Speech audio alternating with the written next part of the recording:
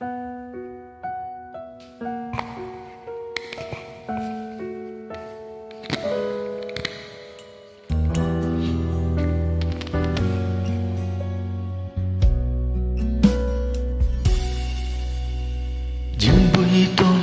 ơi nhìn tôi mới tiêu kiếm bu như than mang lời ngay giờ tia giờ cái gì gì cảm nhận dòng lời phân tên gì tròn mỗi sống tôi nhí anh pha xin ly theo cấm trên môi gì gì kiệt sim ngay giờ kiệt sim ngay mong nhí tiếng hệt ngay cô già đông xa mô dần phun ngày tí ly theo trên ôi phun dừng nhiều tiếng hệt ôi cây nhìn ngã cây mù chịp tông há liều chút lời tô ngày trên xít cây sim bình hiếu chim tô nhìn kiều sim ngay ra kiều sim chế riêng bùi ký như sông hồi ngã cây sim bởi vì cây nhìn có nên bơi phơi sự dân ngày an ấy nhi tận hay nhìn mây tì to mình nhị bệnh héo phun miền nhị ơi ngay cha hé ơi kia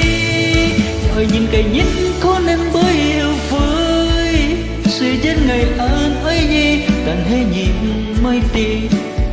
to mình nhị bệnh héo phun miền nhị ơi ngay cha hé ơi kia còn chút bốn ngày đi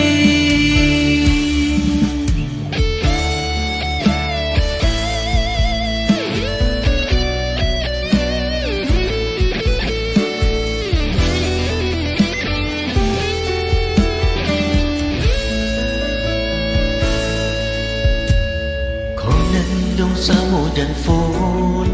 người đi ly theo trên mây phun nhìn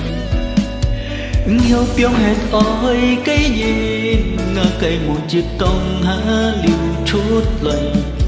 tô mây trên xít cây sim mình hiếu chim tô nhìn kiều sim ngay ra kiều sim chế riêng bùi kia như sông hồi ngã cây sim bởi vì cây nhìn có nên bơi phơi sự dân ngày an ấy nhi tận hay nhìn mây tì tô mây như bệnh hiếu phun mình nhị ơi ngay cha hé ơi kia bởi vì cây nhìn có nên bơi phơi sự dân ngày an ấy nhi tận hay nhìn mây tì tô mây như bệnh hiếu phun mình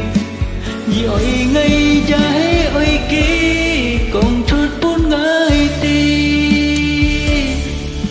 nhị ơi gầy nhìn có nên bơi phơi sự dân này an ơi nhi tận hay nhìn mây tì